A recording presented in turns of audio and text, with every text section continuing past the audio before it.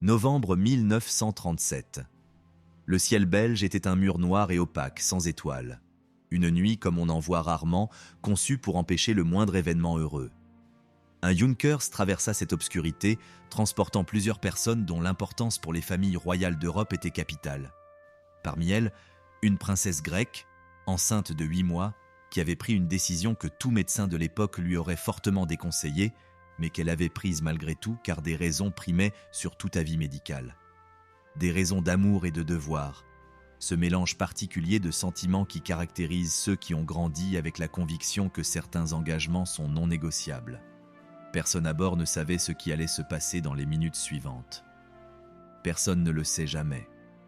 Voici l'histoire de Cécile de Grèce et du Danemark. Une femme qui vécut en marge du pouvoir royal sans jamais monter sur le trône, qui grandit entre palais et exil, qui construisit sa vie en s'adaptant à un monde qui changeait plus vite que n'importe quel protocole, et qui mourut à 26 ans, enceinte de son enfant à naître, dans un champ en Belgique, pour avoir choisi d'accompagner son mari aux funérailles de son beau-frère. Si ce récit vous a touché, abonnez-vous.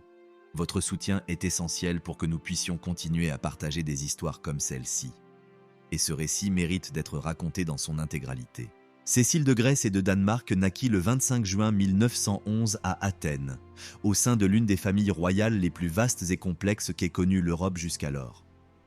Troisième fille du roi Constantin Ier de Grèce et de la princesse Sophie de Prusse, elle était la petite-fille de l'empereur Frédéric III d'Allemagne et l'arrière-petite-fille de la reine Victoria du Royaume-Uni. Deux empires distincts s'entremêlaient dans son arbre généalogique avec une telle densité que son existence même devint un nœud de l'histoire, bien qu'elle n'ait jamais occupé aucun des trônes que cet arbre laissait présager. La Grèce de 1911 n'était pas le havre de paix que son illustre lignée pourrait laisser supposer. Jeune nation, elle était régulièrement secouée par des crises qui s'abattaient sur elle avec la force des marées, guerres, coups d'État, et pression des grandes puissances européennes qui considérèrent la Méditerranée orientale comme un échiquier où leurs intérêts devaient être défendus sans se soucier des aspirations des Grecs. Le roi Constantin était une figure qui suscitait des passions aussi intenses que contradictoires. Ses admirateurs voyaient en lui un monarque s'efforçant de préserver la dignité de son pays face à des pressions écrasantes venues de toutes parts. Ses détracteurs l'accusaient de faiblesse ou de sympathies inacceptables. La vérité, comme c'est souvent le cas pour les dirigeants qui gouvernent en temps de crise et depuis une position de pouvoir limité face aux grandes puissances, était plus complexe que ces deux versions extrêmes. Cécile grandit dans cette atmosphère d'incertitude constante. Son enfance se déroula au milieu de palais aux effluves de marbre froid et de jardins embaumés de thym et d'embrun marin, entre les conversations d'adultes où l'on baissait la voix à l'approche des enfants, et les leçons de langue qui la préparaient à un monde où converser avec les rois d'autres pays n'était pas un luxe, mais une nécessité pratique. Aux côtés de ses frères et sœurs, parmi lesquels le futur roi Paul Ier de Grèce et la princesse Helena, qui allait forger son propre destin complexe en épousant Carole II de Roumanie, Cécile reçut une éducation conçue pour former des individus capables de se comporter avec la même aisance et une même élégance dans n'importe quelle cour européenne. Une éducation qui dissimulait les efforts qu'elle exigeait. Elle était intelligente. Ceux qui la connaissèrent bien le répétaient comme si c'était là son trait distinctif. Non pas l'intelligence superficielle de quelqu'un qui a mémorisé ce qu'on attend d'elle, mais une curiosité authentique, une manière d'appréhender le monde qui dépassait les conventions et qui donnait lieu à des observations dont ses auditeurs se souvenaient longtemps. Elle débordait d'énergie. Elle avait une présence indéniable. C'était le genre de personne qui, lorsqu'elle entrait dans une pièce, n'avait pas besoin d'attirer l'attention car celle-ci venait naturellement. Elle avait 5 ans lorsque son monde bascula d'une manière qu'elle ne pouvait plus ignorer. En 1917, les Alliés, engagés dans la Première Guerre mondiale, décidèrent que la neutralité du roi Constantin était, en réalité, une forme de sympathie envers l'Allemagne qu'ils ne pouvaient plus tolérer. La pression s'intensifia jusqu'à ce que l'abdication devienne inévitable. La famille empaqueta ce qu'elle put et partit pour la Suisse, loin de la chaleur méditerranéenne, loin d'Athènes, loin de tout ce que Cécilie connaissait. Ce fut sa première leçon sur la fragilité du pouvoir, sur la façon dont un trône qui semblait éternel pouvait disparaître du jour au lendemain à cause de décisions prises dans des chancelleries lointaines. l'exil en Suisse n'était pas une misère matérielle, mais quelque chose de plus difficile à nommer. L'expérience de grandir en sachant que le sol sous vos pieds peut se dérober sous vos pieds du jour au lendemain, que les titres, les palais et les protocoles qui organisent votre monde sont éphémères, que des décisions prises dans des bureaux lointains par des inconnus peuvent soudainement anéantir tout ce qui vous entoure. Cette leçon, apprise à l'âge de 5 ans de la manière la plus concrète qui soit, a marqué Cécilie d'une empreinte que ses biographes ont identifiée dans la sérénité particulière avec laquelle elle allait affronter tous les coups durs qui l'attendaient. La sérénité de celle qui sait déjà que tout peut s'effondrer et qui a appris, non sans effort, à rester debout malgré tout. En 1920, la mort inattendue du roi Alexandre Ier ouvrit la voie à un retour. Un référendum populaire rendit la couronne à Constantin et la famille retourna à Athènes. Cécile avait 9 ans. Cette stabilité fut de courte durée. La catastrophe militaire grecque en Anatolie, qui allait entrer dans l'histoire comme la grande catastrophe de 1922, fit tout s'effondrer à nouveau. Constantin abdiqua pour la seconde fois et mourut à Palerme en janvier 1923. Cécile avait 11 ans lorsqu'elle perdit son père et se retrouva sans pays pour la deuxième fois en une décennie. Cette accumulation de pertes précoces ne l'a pas détruite. Elle l'a façonnée d'une manière que ses contemporains décriraient ça pendant des décennies. Ceux qui l'ont connue adulte décrivaient une femme qui avait appris à vivre avec l'impermanence sans s'y laisser consumer. Sereine en apparence, certes, mais avec une mélancolie intérieure que les observateurs attentifs pouvaient percevoir derrière son calme, comme une strate plus profonde de la personne que le monde voyait dans les salons et les réceptions. Une mélancolie qui n'était pas une tristesse chronique, mais quelque chose de plus précis. La conscience constante que les belles choses sont aussi fragiles et que cette fragilité n'en diminue pas la beauté, mais la sublime. C'est dans ce contexte de vie itinérante au sein des cours européennes, d'une existence fondée sur la certitude que rien n'est définitif, que Cécilie rencontra l'homme avec lequel elle partagerait sa vie aussi longtemps que le destin le lui permettrait et avec lequel elle voyagerait cette nuit de novembre 1937. Il s'appelait Ernst August de Hanovre, prince héritier de la maison qui avait jadis régné sur le royaume de Hanovre avant que la Prusse ne l'absorbe en 1866. C'était un jeune homme issu d'une famille profondément enracinée dans l'histoire aristocratique allemande, avec des liens qui s'étendaient comme des racines à pratiquement toutes les maisons régnantes d'Europe, y compris la famille royale britannique, avec laquelle les Hanovriens partageaient une histoire commune remontant au XVIIe siècle et qui avait produit la première lignée de rois britanniques de ce titre ayant des origines allemandes. La rencontre entre Cécilie et Ernest Augusto n'avait rien à voir avec le coup de foudre que les romans romantiques affectionnent, ces instants de reconnaissance instantanée que le temps rend inévitables. Elle était plus discrète, plus authentique, celle de deux personnes qui se connaissent parce qu'elles fréquentent les mêmes cercles, se croisent lors des mêmes réceptions aristocratiques, partagent les mêmes cousins éloignés et les mêmes souvenirs de cours disparus ou réduites à d'élégantes ombres de ce qu'elles furent. C'était la familiarité qui naît de l'appartenance à un même monde clos, où chacun se connaît et où l'histoire de chaque famille est partagée par tous, avec cette intimité propre aux petits groupes qui interagissent depuis des siècles. Avec le temps, cette familiarité s'est muée en quelque chose de plus profond. Elle est devenue ce lien particulier qui se tisse entre des personnes ayant grandi avec la même conscience de la fragilité de toute chose, qui savent que le monde peut basculer radicalement d'une année à l'autre, car elles en ont été témoins au sein de leur famille et dans leur propre vie. Un lien qui se passe d'explication, car il repose sur des expériences partagées que les mots ordinaires ne peuvent pleinement exprimer. Tous deux ont connu l'exil. Tous deux ont connu la perte. Tous deux ont appris à marcher sur un terrain instable, susceptible de se déformer sans prévenir. Ils se sont mariés le 2 septembre 1931 à Gmunden, en Autriche. Cécilie avait 20 ans. Ce mariage était l'une de ces fêtes aristocratiques européennes de l'entre-deux-guerres, réunissant dans une même salle les représentants de dizaines de familles royales. Nombre d'entre eux n'occupèrent plus le trône, mais conservaient titres, protocoles et la ferme conviction que le sang héréditaire demeurait une distinction que le monde se devait de reconnaître, même si l'opinion internationale sur la question évoluait.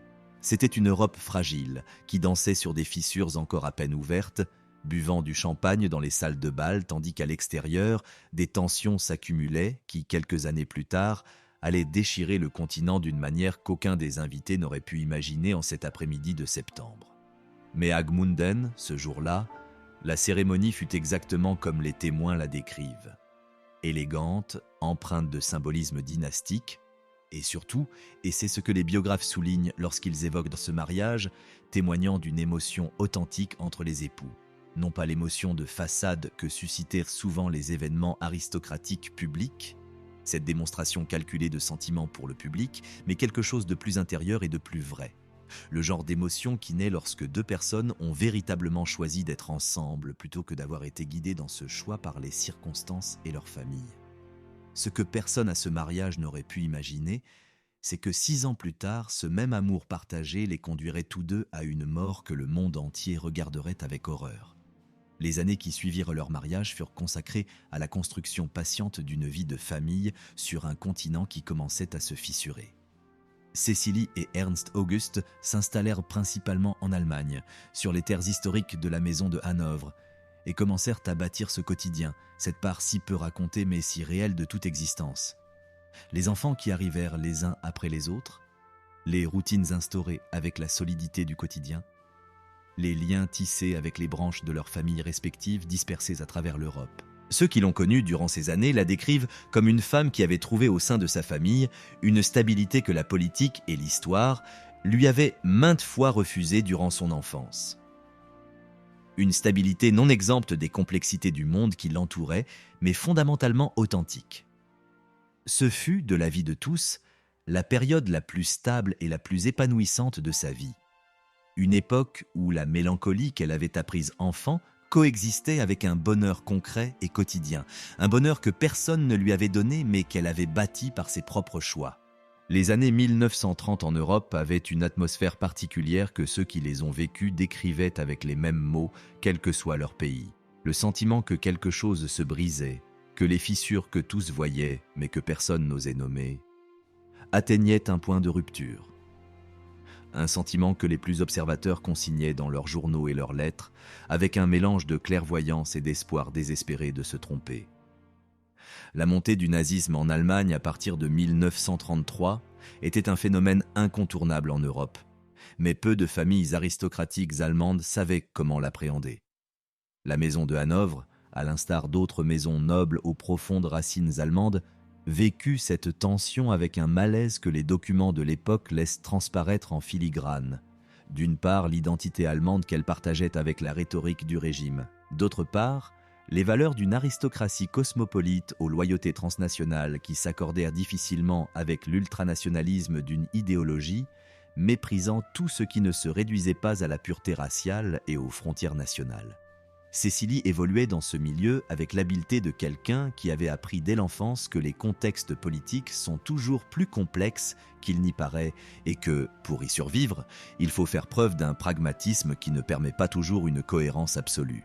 Il ne s'agissait pas d'une complicité active avec le régime, mais plutôt de cette zone grise où se situaient nombre de familles de son rang, suffisamment proches pour éviter les persécutions, mais suffisamment éloignées dans leurs valeurs profondes pour ne pas être pleinement intégrées. Une zone grise que l'histoire jugerait différemment selon le moment et le point de vue adopté.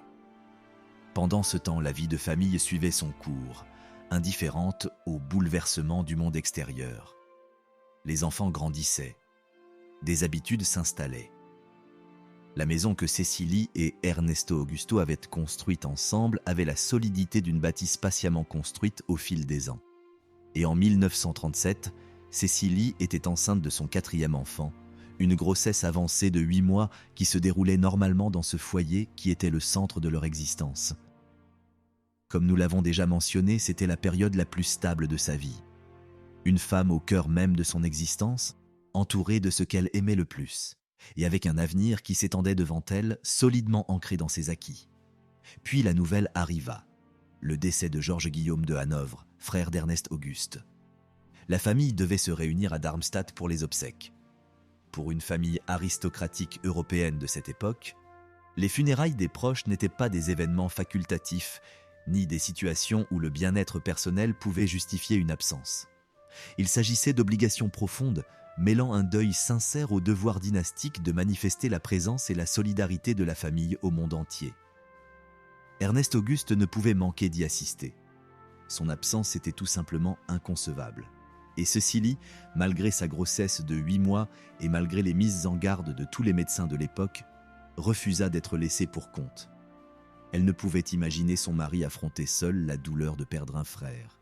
À cela s'ajoutait une éducation de toute une vie, cette conviction aristocratique profondément ancrée selon laquelle certaines obligations priment sur le bien-être personnel, qu'il existe des moments où le devoir familial est non négociable et doit être accompli quelles que soient les circonstances. Et Cécilie, malgré sa grossesse de 8 mois et malgré les mises en garde de tous les médecins de l'époque, refusa d'être laissée pour compte. Elle ne pouvait imaginer son mari affronter seul la douleur de perdre un frère. À cela s'ajoutait une éducation de toute une vie, cette conviction aristocratique profondément ancrée selon laquelle certaines obligations priment sur le bien-être personnel, qu'il existe des moments où le devoir familial est non négociable et doit être accompli quelles que soient les circonstances. Les deux étaient vrais simultanément, l'amour et le devoir, comme c'est souvent le cas pour les décisions qui nous définissent le plus. La décision de Cécilie d'accompagner son mari a été analysée sous tous les angles par les historiens et les biographes, à la recherche d'explications plus complexes. Mais l'explication la plus simple est aussi la plus honnête. Elle aimait son mari et voulait être à ses côtés dans ce moment de deuil. C'était sa nature. Le vol fut organisé selon la logistique habituelle des voyages aristocratiques de l'époque, mêlant modernité technologique et peut-être une confiance excessive dans des moyens de transport encore balbutiants. L'aviation commerciale des années 1930 était encore une aventure, un territoire où les accidents étaient plus fréquents que ce que les compagnies aériennes admettaient publiquement et où les conditions météorologiques pouvaient transformer n'importe quel vol de routine en cauchemar sans prévenir. Mais en novembre 1937, personne dans l'entourage de Cécilie et Ernst Auguste n'avait de raison particulière de penser que ce voyage serait différent des nombreux autres qu'ils avaient effectués auparavant. Les vols entre les grandes villes européennes étaient déjà relativement courants pour des personnes de leur rang et de leur mode de vie. Le risque existait, certes, mais il en était de même en train, en voiture, dans tous les moyens de transport de l'époque. Ce choix, fait avec le meilleur d'elle-même, avec son amour le plus sincère et son sens le plus profond du devoir familial, allait s'avérer être le dernier qu'elle ferait. L'avion qui transporterait Cécilie, Ernst Auguste et leur suite ce soir-là était un Junkers Ju-52, l'appareil le plus reconnaissable et le plus répandu de l'aviation européenne de l'entre-deux-guerres. Cet avion s'était forgé une réputation de fiabilité dans le ciel européen grâce à plusieurs années de service régulier, et Lufthansa l'utilisait sur ses lignes principales avec la confiance que procure une utilisation continue sans incident grave.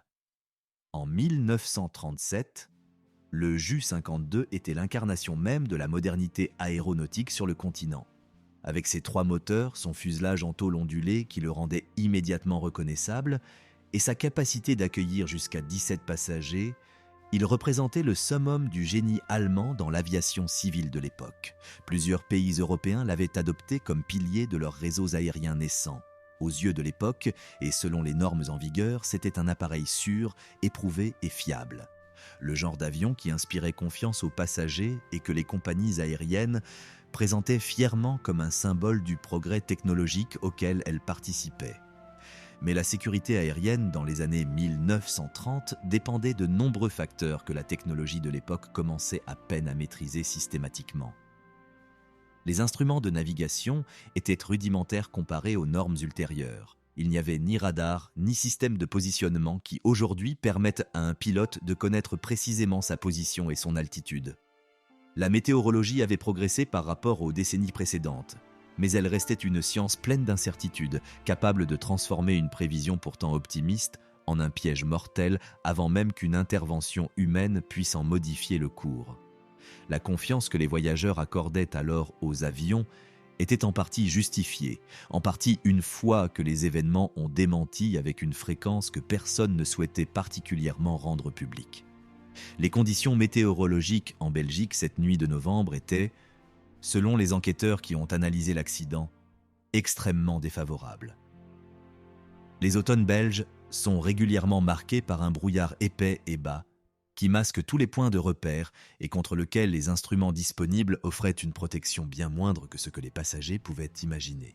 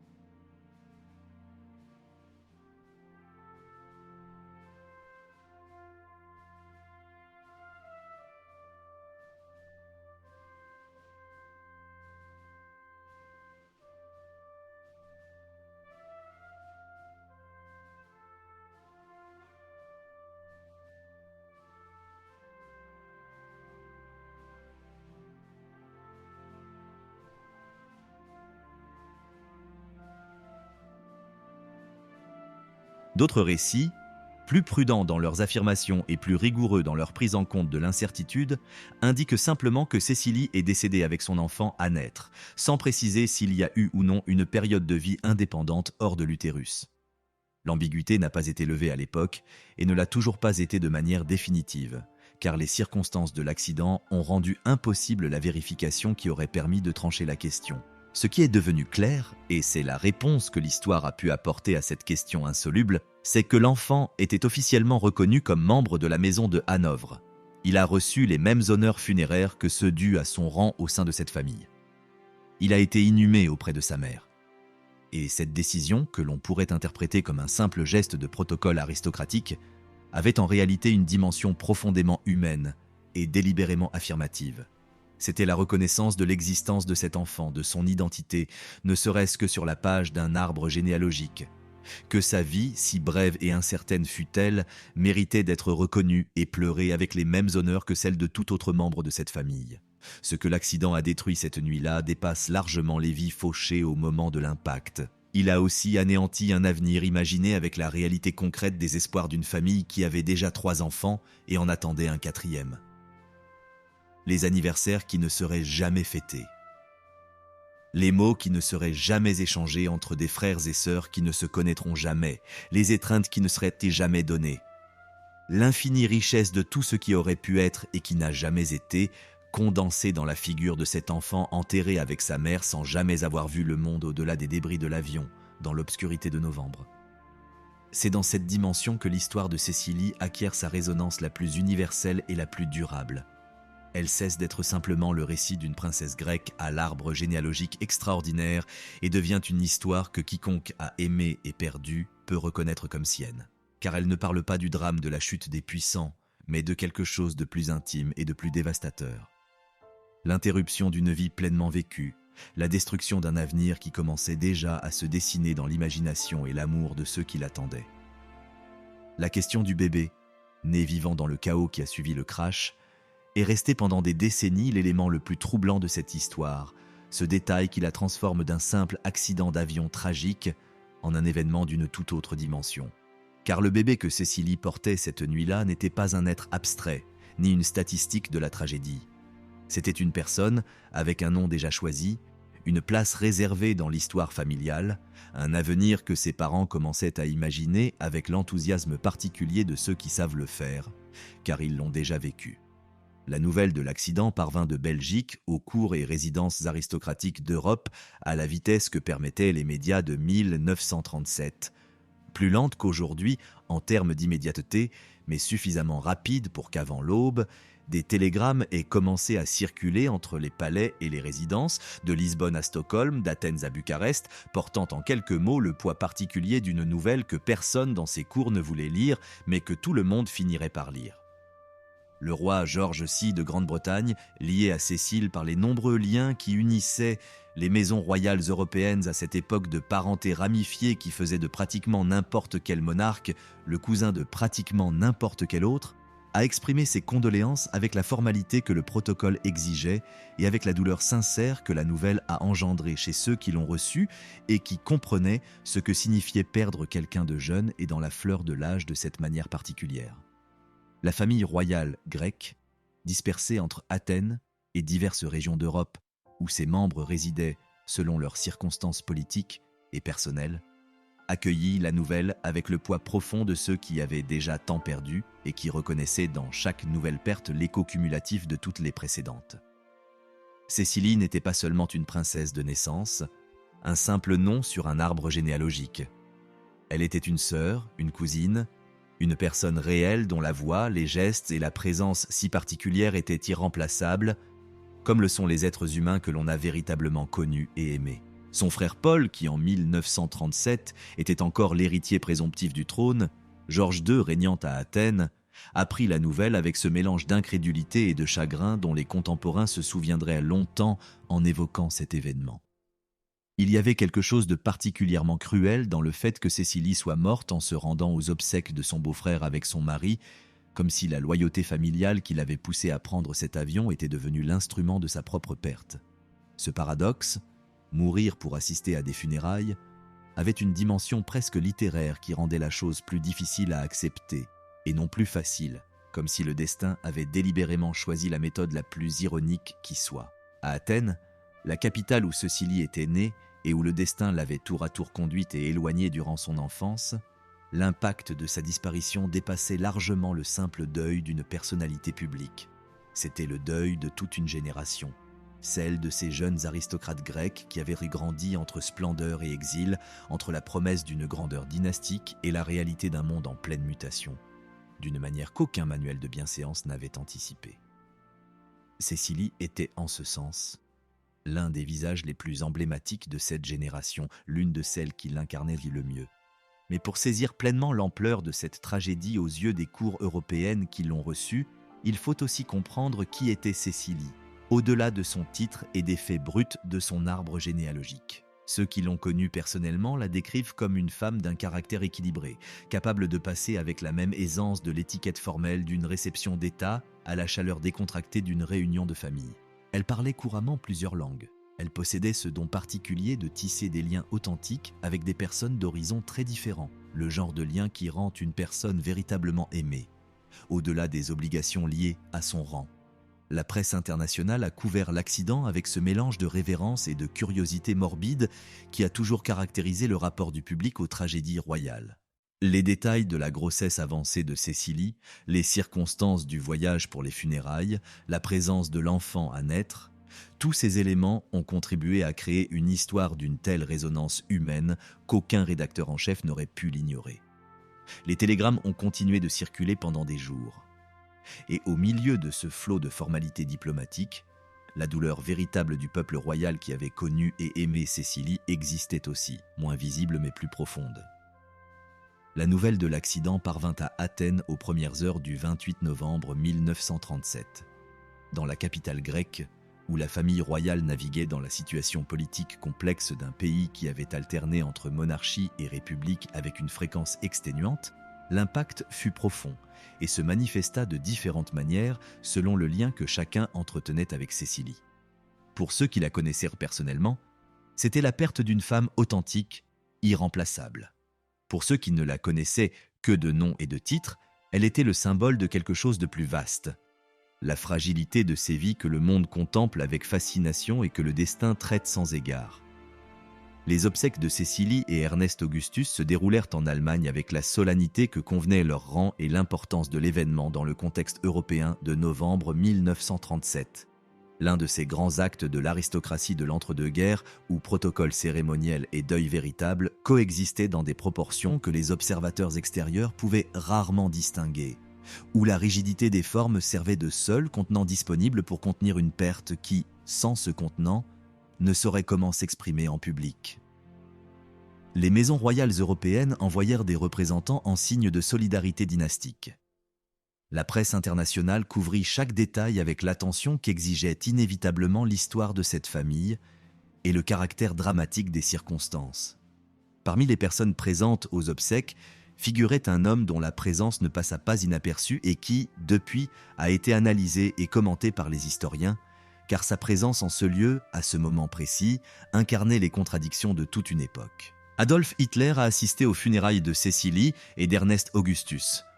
Sa présence n'était ni fortuite ni purement cérémonielle, même si le protocole en constituait la justification officielle. La maison de Hanovre, et en particulier la figure d'Ernst August et ses liens familiaux, entretenait avec le régime nazi une relation que les historiens qualifient de complexe, un terme employé lorsque la réalité se refuse à toute catégorisation simpliste de collaboration active ou de résistance pure et simple. Les aristocrates allemands de cette époque évoluaient dans une zone grise avec sa propre logique interne, ses propres contradictions et ses propres formes de rationalisation, que le temps a jugées différemment selon le contexte historique et les informations disponibles. La présence d'Hitler aux funérailles a été interprétée de manière radicalement différente par les observateurs. Pour certains, elle témoignait de la volonté du régime de s'approprier symboliquement l'aristocratie allemande, de se présenter au monde comme le gardien légitime et naturel des plus illustres traditions germaniques, le continuateur d'une histoire incarnée par les grandes familles nobles. Pour d'autres, il s'agissait simplement du geste calculé d'un dirigeant qui comprenait parfaitement la valeur de l'image publique sous toutes ses formes et qui ne manquait jamais une occasion de se placer au centre d'événements susceptibles d'attirer l'attention internationale. Pour la famille endeuillée, la présence du dictateur au moment le plus douloureux de leur existence ajouta une dimension profondément troublante à un deuil déjà difficile à supporter. Personne n'avait sollicité cette présence, et personne n'était en mesure de la refuser, car un tel refus aurait eu des conséquences auxquelles la famille n'était pas préparée. Cette image, Hitler parmi les personnes en deuil lors des funérailles d'une princesse grecque, tuée dans un accident d'avion alors qu'elle se rendait aux obsèques de son beau-frère, apparaît rétrospectivement comme une loupe extraordinaire révélant les contradictions de toute une époque. En novembre 1937, l'Allemagne nazie avait passé 4 ans à construire méthodiquement l'appareil d'un État totalitaire qui avait déjà donné au monde de nombreux signes sans équivoque de sa direction. Et pourtant, de nombreuses familles aristocratiques allemandes s'accrochaient encore à l'espoir que les choses n'iraient pas aussi loin que les observateurs les plus pessimistes le prédisaient. Cet espoir allait se révéler la plus coûteuse des illusions engendrées par cette époque. Les enfants orphelins de Cécilie et Ernest Augustus grandiraient dans une Allemagne qui, dans les années à venir, s'engagerait à toute allure vers la guerre la plus dévastatrice que le continent ait jamais connue et la défaite la plus cuisante qu'une puissance européenne ait subie dans l'histoire moderne. Ils grandiraient avec le souvenir de parents morts ensemble en accomplissant leur devoir familial et l'héritage ambigu d'une maison noble tentant de préserver son identité au milieu d'un bouleversement historique sans précédent auquel aucun protocole ne l'avait préparé. L'histoire de Cécile ne s'est pourtant pas arrêtée à sa mort, ni même aux funérailles solennelles où Hitler figurait parmi les personnes en deuil. Son histoire s'est poursuivie dans la mémoire collective des familles royales européennes, dans les archives où sont conservées ses lettres et les documents relatifs à sa vie, et surtout dans la conscience que cette nuit de novembre en Belgique représentait bien plus que la simple mort d'une princesse. Elle symbolisait le prélude à la fin du monde, la fin de l'Europe aristocratique de l'entre-deux-guerres, qui ignorait encore ce qui l'attendait, mais le pressentait déjà au plus profond d'elle-même. Les enfants que Cécilie et Ernesto Augusto ont laissés derrière eux ont grandi avec une histoire familiale qui était à la fois un privilège et un fardeau d'une ampleur qu'aucun d'eux n'avait choisi, mais qu'aucun d'eux ne pouvait ignorer car elle était au cœur de leur identité.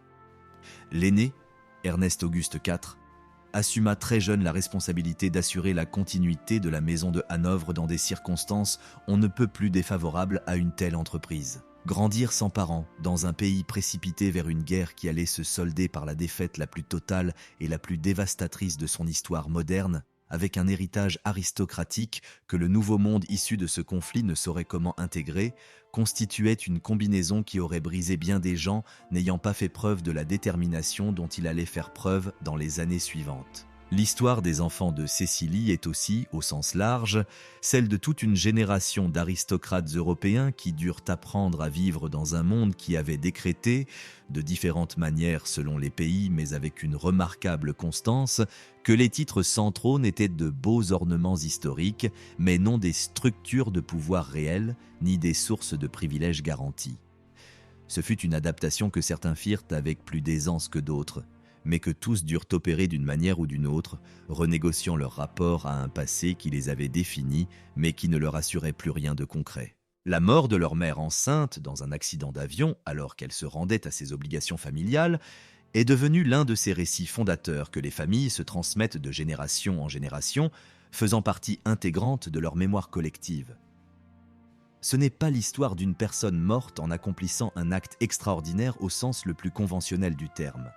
C'est l'histoire d'une personne morte en faisant quelque chose de tout à fait ordinaire, que n'importe qui pourrait faire, assister aux funérailles de son beau-frère pour réconforter son mari dans son deuil. Et c'est précisément ce qui la rend si difficile à oublier et si facile à reconnaître comme quelque chose qui aurait pu nous arriver à nous ou à un être cher. Pour les enfants de Cécilie, les années de la Seconde Guerre mondiale furent des années de pertes accumulées, conséquence inévitable de la guerre, des pertes matérielles considérables pour une famille possédant de vastes propriétés dans une Allemagne en guerre puis vaincue, la perte d'êtres chers sur les différents fronts et des circonstances que le conflit multiplia sans pitié, la perte d'un ordre mondial qui avait organisé leur vie d'une manière qui ne serait plus possible de la même façon. La défaite de l'Allemagne en 1945 entraîna une réorganisation complète de ce qui restait dans des conditions radicalement différentes de celles qu'elle avait connues jusqu'alors. Les propriétés ayant survécu à la guerre furent soumises aux redistributions et confiscations de l'après-guerre.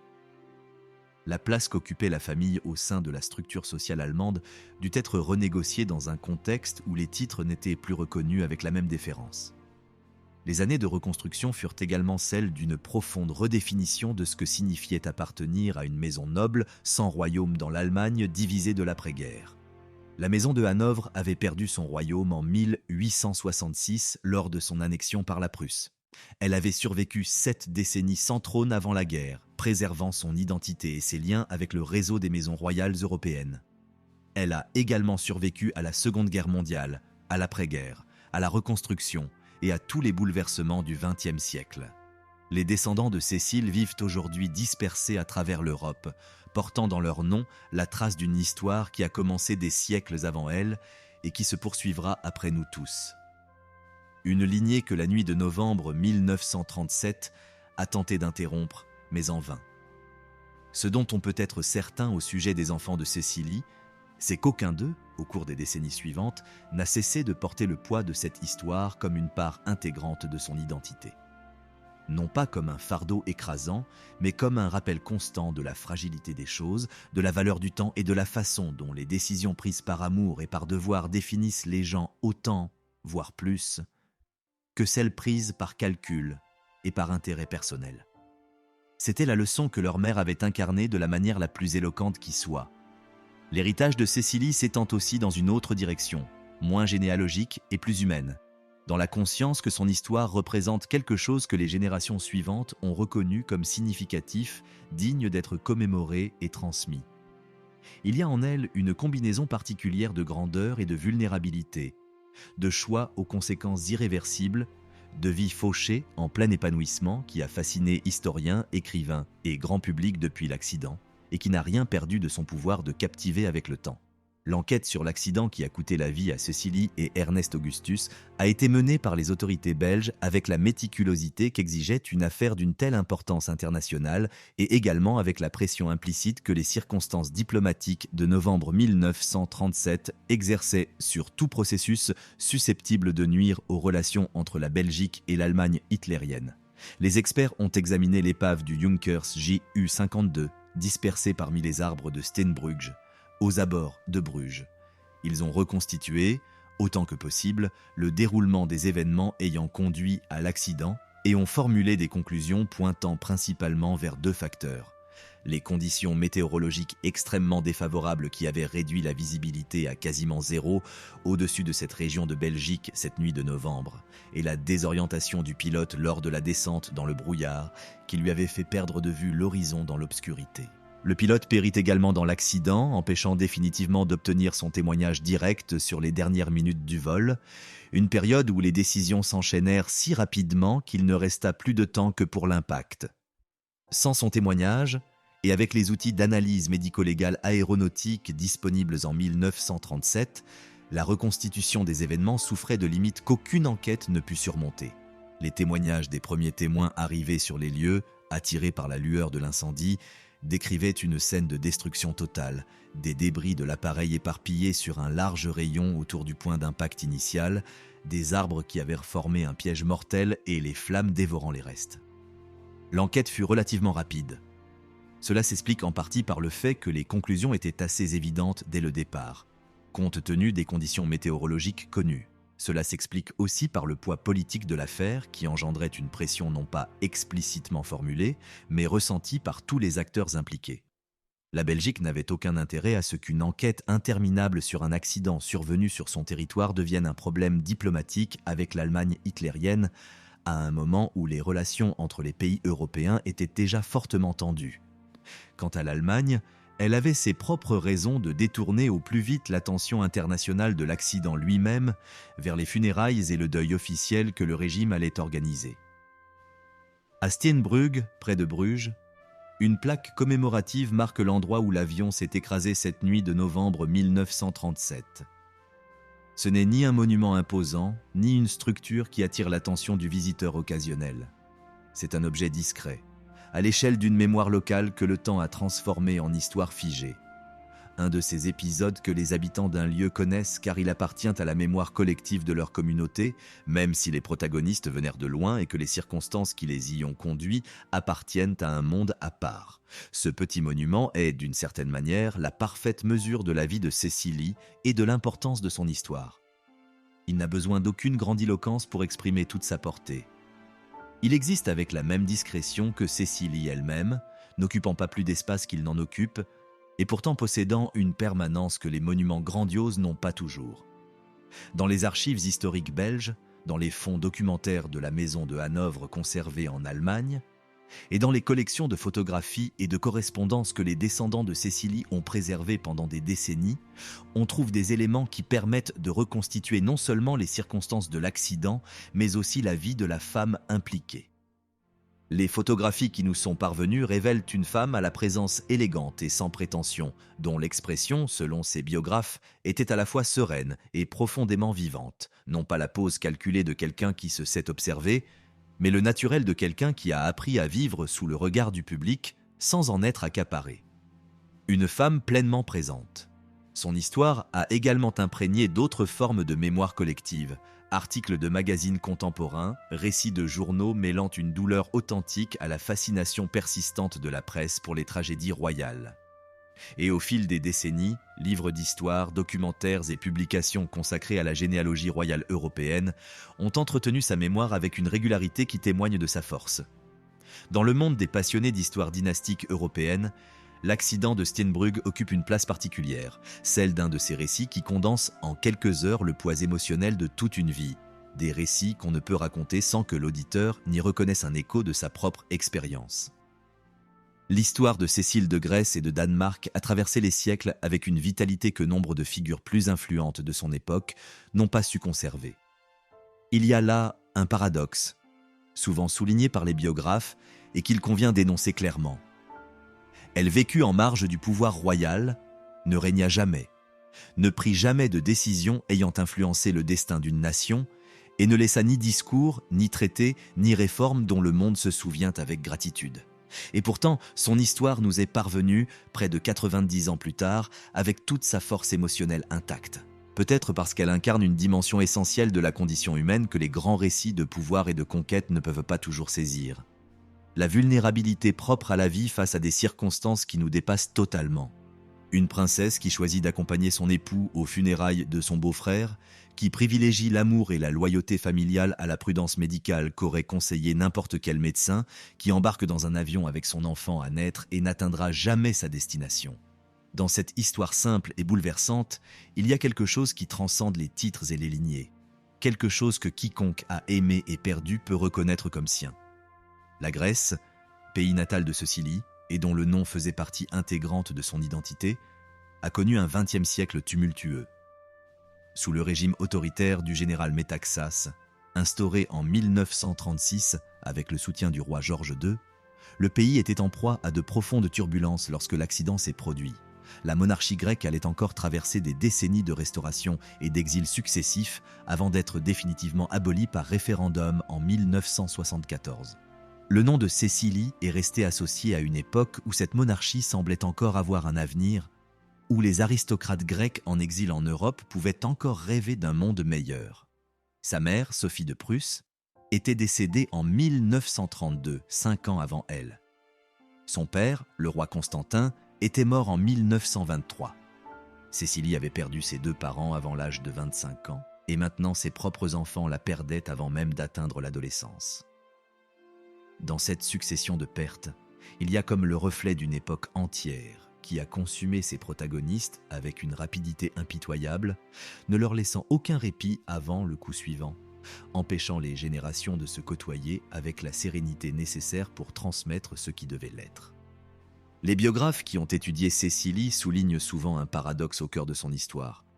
Elle a toujours vécu en marge du pouvoir royal, sans jamais prendre de décision susceptible d'influencer le destin d'une nation. Pourtant, son histoire a traversé les siècles avec une force que nombre des figures les plus influentes de son époque n'ont pas su conserver, peut-être parce qu'elle incarne quelque chose d'essentiel sur la condition humaine, sur la vulnérabilité de la vie face à des circonstances qui nous dépassent.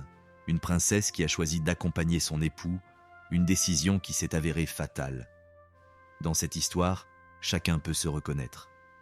Ce que la nuit du 27 novembre 1937 a emporté à jamais, c'est la vie unique, irremplaçable et singulière d'une femme qui, à 26 ans, attendait un enfant et accompagnait son mari aux funérailles de son beau-frère et qui, depuis le hublot de l'avion, contemplait l'obscurité de l'automne européen sans savoir que ce seraient les dernières ténèbres qu'elle verrait. L'histoire de Cecilie nous rappelle que la vie est par nature incertaine, que les projets les plus solides peuvent s'effondrer en un clin d'œil, comme un avion qui s'écrase contre un arbre dans la nuit de novembre, que l'amour et le sens du devoir qui guident nos décisions ne garantissent aucun résultat particulier et ne nous protègent pas des épreuves que la vie nous réserve. Mais cela nous rappelle aussi quelque chose d'aussi important et peut-être plus difficile à maintenir. Choisir par amour, agir par loyauté. Être présent pour ceux que nous aimons même lorsqu'il serait plus facile ou plus prudent de rester chez soi, est en soi un acte de dignité qui n'a pas besoin de perdurer pour avoir un sens. Cécile de Grèce et de Danemark, princesse de 2 pays, épouse, mère, femme, embarqua un soir de novembre car elle aimait son mari et voulait être à ses côtés. Elle n'atteignit pas sa destination, mais son histoire nous mène jusqu'ici, à cet instant précis que nous racontons ensemble. Et c'est aussi une façon de poursuivre le voyage. À Steenbrugge, près de Bruges, la plaque commémorative discrète demeure. Les arbres qui ont abattu l'avion ont disparu, remplacés par d'autres qui ignorent tout du drame qui s'est déroulé cette nuit-là. Mais le lieu garde la mémoire imprégnée de ce souvenir silencieux propre aux endroits où l'irréversible s'est produit. Et nous aussi, nous nous souvenons, car c'est le seul hommage que nous puissions rendre à ceux dont les histoires nous parviennent de l'autre côté du temps.